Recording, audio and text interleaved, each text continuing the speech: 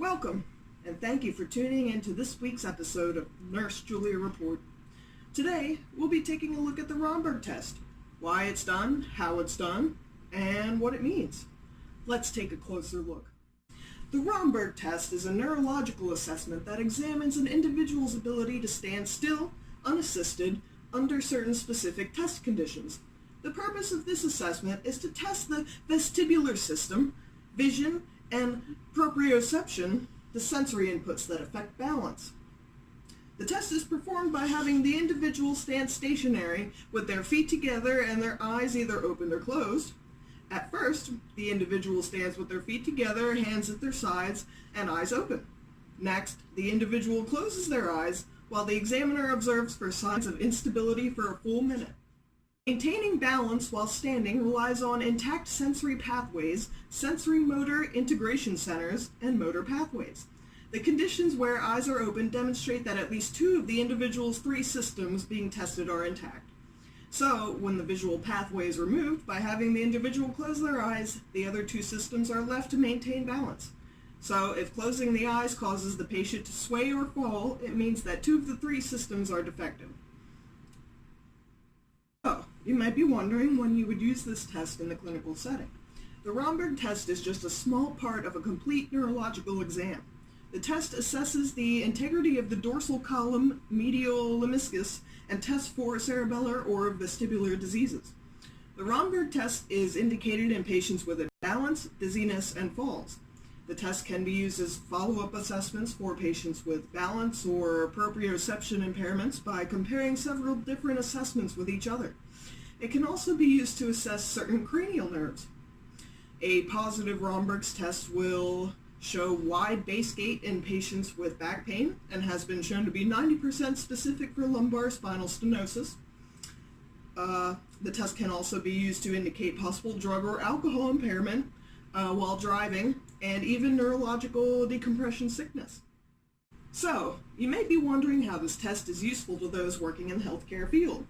The Romberg's test is used to investigate the cause of loss of motor coordination or ataxia. A positive test here suggests that the ataxia the patient is experiencing is sensory in nature. If the test is not positive, it can suggest that the ataxia is cerebellar in nature. The test is used for the clinical assessment of patients with disequilibrium or ataxia from sensory and motor disorders. It has been proven to be an accurate means of measuring the degree of disequilibrium caused by central vertigo, peripheral vertigo, and head trauma. And now, the moment you've all been waiting for, we will now demonstrate the Romberg test. The first step is to ask the patient to remove their shoes and stand with their feet together. The arms are held next to the body or crossed in front of the body. The clinician now asks the patient to stand quietly with eyes open and subsequently with eyes closed. The patient tries to maintain their balance. For safety, it is essential that the observer stand close to the patient to prevent potential injury if the patient were to fall. The Romberg test is scored by counting the seconds the patient is able to stand with their eyes closed. Now, I will have my patient perform the test. So, if you could just stand there, try to relax and focus. Arms at your side, feet together. Great. Now, if you could close your eyes for me. This is where I would observe my patient. Normal versus abnormal findings of the Romberg test. The test is abnormal or positive if the individual sways or falls while their eyes are closed. A positive test indicates ataxia due to dorsal column disease and impaired proprioception. A negative result is characterized by minimal swaying during testing. The basis of this test is that balance comes from the combination of several neurological systems: proprioception, vestibular input, and vision. If any two of these systems are working, the person should be able to demonstrate a fair degree of balance. The key to this test is that vision is taken away by asking the patient to close their eyes. This leaves only two of the three systems remaining, and if there is vestibular disorder or sensory disorder, the patient will become much more unbalanced. The first part of the test, where eyes are open, demonstrates that at least two of the three sensory inputs are intact and that the sensory motor integration and motor pathway are functioning. So then, by having the individual close their eyes for the second part, we are removing input from the visual pathway.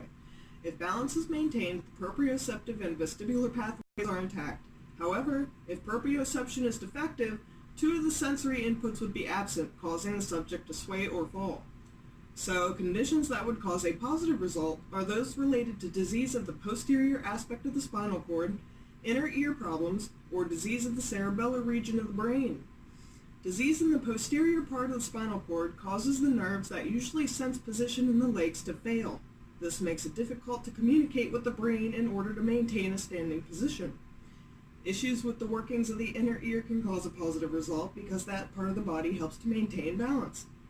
A lesion or issue in the cerebellar region, motor neurons, or basal ganglia of the brain can also have a positive result because those areas control truncal instability. Examples include Guillain-Barré, vitamin B12 deficiency, multiple sclerosis, or acoustic neuroma.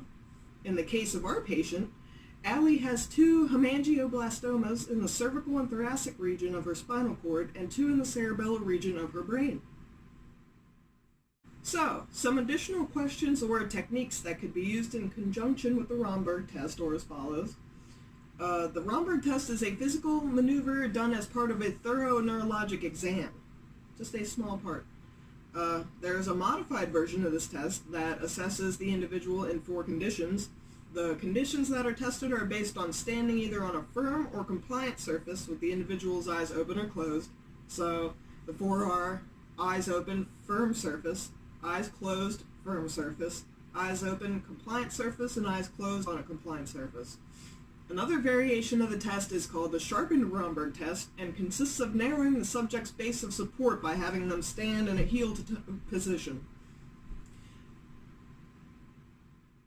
When performing the Romberg test, it is very important to stand close to your subject as a precaution in order to stop them from falling over and harming themselves. Also, when the patients close their eyes, they should not try to orient themselves by light, sense, or sound because this could influence the test result and cause a false positive. False positives could also occur if the patient has hysteria, labyrinth disease, or diabetic neuropathies. So, we hope you had a great time on this week's episode of Nurse Julia Report. If you have any questions, comments, anything you need to shoot at us, go ahead and send it to nursejuliareport.imanurse.professional.org.gmail.com.